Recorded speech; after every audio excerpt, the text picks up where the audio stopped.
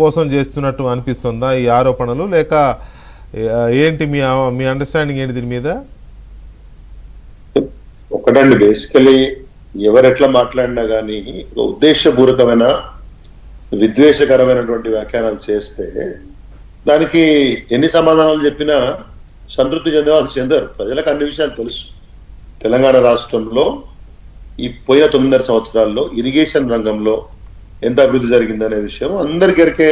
ఊర్ల పంటి, మీ ఊర్ల పంటి మొదలు కూడా అందరికి, అశ్వారావుపేట నుంచి నారాయణపేట దాకా అందరికీ ఎరికే. దాంట్లో ఈ పంపుల దగ్గర బాంబులు పెట్టినరు, ఆ పంపుల దగ్గర ఇట్లా చేసిండ్రు.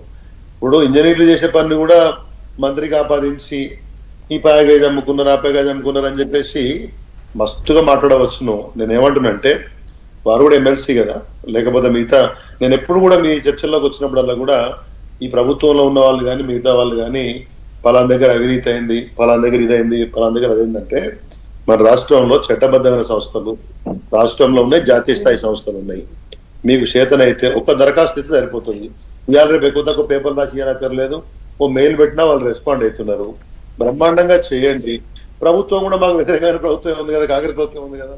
కాబట్టి ఊరికే మాట్లాడడం ఒకటండి, క్యారెక్టర్ అసాసినేషన్ చేసే విధంగా వ్యక్తుల మీద మాట్లాడడం అనేది ఎవరు మాట్లాడినా, వెదర్ ఇట్ ఈస్ కవిత గారు కావచ్చు, ఇంకోరు కావచ్చు, అది సరైన పద్ధతి కాదు. ఇఫ్ యూ హావ్ ఈ రోజు ప్రకాష్ గారు మేధావి ముసుగులో ఆ రోజు మాట్లాడిలు, కవిత గారి పైన వ్యక్తిగత విమర్శలు చేసిలు. ఆ రోజున మల్లన్న గారు కూడా వ్యక్తిగతంగా పోయి ఆమెను చాలా భయంకరమైనటువంటి మాటలు మాట్లాడలు.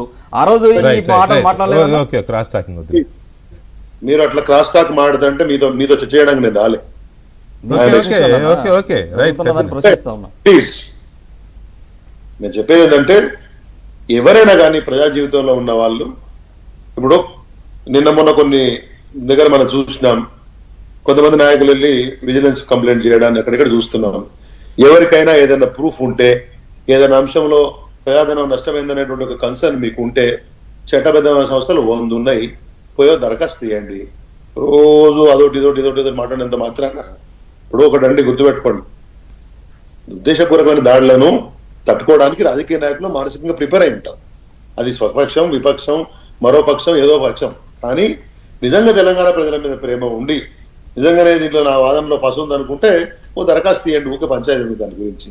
కాబట్టి ఒకటే, మాకు టెక్నికల్ అంశాలు మాకు కూడా రాజకీయ పార్టీగా 10 సంవత్సరాలు ప్రభుత్వం ఉన్నటువంటి పార్టీగా ఇన్ని కార్యక్రమాలు చేసినటువంటి ఒక పార్టీలో సభ్యులుగా అనేక చర్చలలో పార్టిసిపేట్ చేసినటువంటి వాళ్ళగా కొద్ది గొప్ప ఇరిగేషన్ ప్రాజెక్ట్స్ మీద అంశాల వాళ్ళదిగా ఇబ్బందులు ఏమొస్తాయి సివిల్ వర్క్స్ లో, అక్కడ ఇక్కడ బ్లాస్టింగ్లు గీస్టింగ్లు, ఇవన్నీ చాలా విషయాలు తెలుసు మిత్రమా.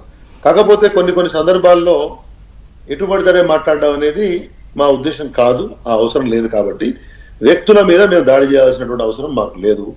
బియాండ్ పాయింట్ పార్టీ ఇమేజ్ దెబ్బతినే విధంగా ఇంకింత మాట్లాడితే చెప్పాల్సిన పద్ధతిలో చెప్పేటోళ్ళు చెప్తారు, మేము కూడా చెప్పాల్సి వస్తే చెప్తాం.